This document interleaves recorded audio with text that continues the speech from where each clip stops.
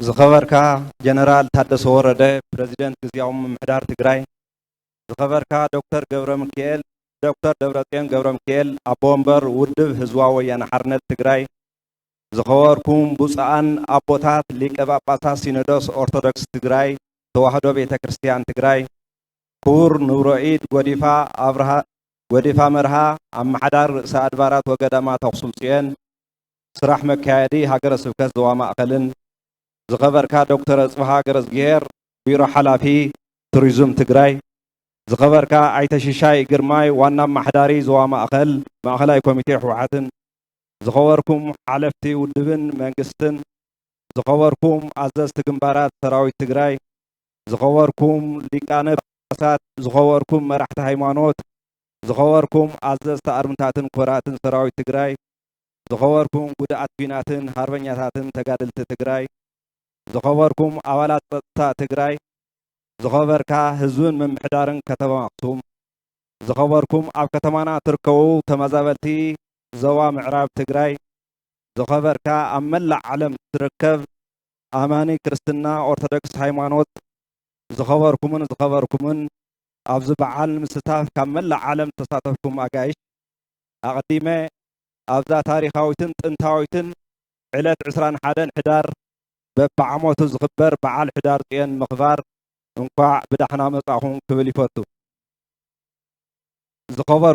ዝኸበርኩምን ካብቶም ኣብ ትግራይ ብዝለዓለ ድምቀትን መንፈስን ዝኽበሩ በዓላት ዕለት 21 ዝኽበር ሃይማኖታዊ በዓል ሕዳር ጽዮን ሓደ እዩ። እዚ በዓል ሃይማኖታዊ ትሕዝቶ ዘለዎ ኮይኑ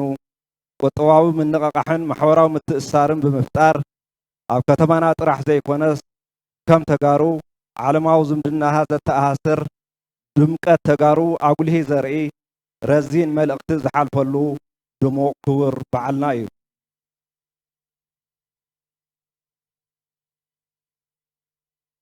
ሎሚ ዓመት ነኽብሮ ዘለና በዓል ሕዳር ጽዮን ህልውናን ድሕነትን ህዝቢ ትግራይ ንምርጋጽ ኣብ ንገብሮ ዘለና ቃልሲ ሓድነት ተጋሩ ኣብ ምጥንኻር ናይ ባዕሉ ዝተዋፅኦ ስለ ዘለዎ ካብ ዝሓለፈ ዓመታት ዝተፈለየ ይገብሮ። ብቐንዱ ግዝኣታዊ ሓድነት ትግራይ ናብ ንቡር ንምምላስ ዝተፈናቐሉን ዝተሰደዱን ህዝብና ምስ ሙሉእ ክብሮምን መንነቶምን ናብ መረበቶምን መንበሪኦምን ክምልላስ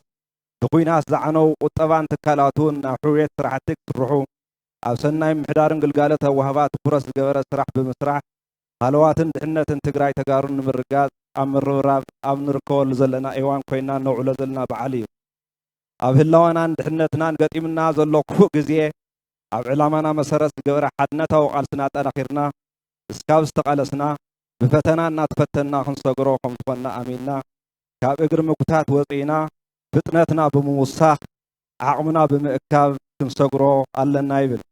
እዚ በዓል ፍጹም ሰላማዊ ኮይኑ ደሚቑን ማዕሪጉን ክኽበር መስሕብ ቱሪዝም ክውስኽ ኢኮኖሚያዊ ከተማናን ከባቢኣን ክነቓቓሕ ግዚያዊ ምምሕዳር ትግራይ ምምሕዳር ዞባ ማእከልን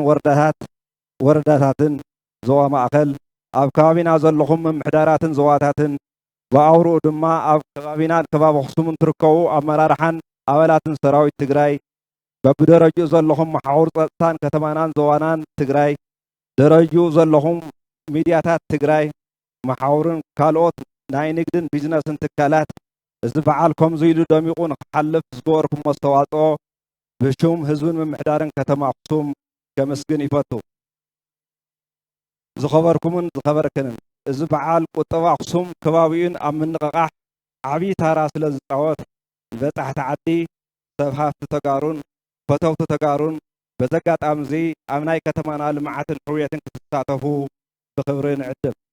ከም ተጋሩ ክንቅፅል ከም ተጋሩ ኣብ ክብርናን መንነትናን መሰረት ዝገበረ ኣብ ረብሓ ትግራይ ዝሸኸለ ሓድነት ተጋሩ ክነጠናኽር ኣለና ይብል። ዘለኣለማዊ ክብርን መጎስን ሰማዕታትና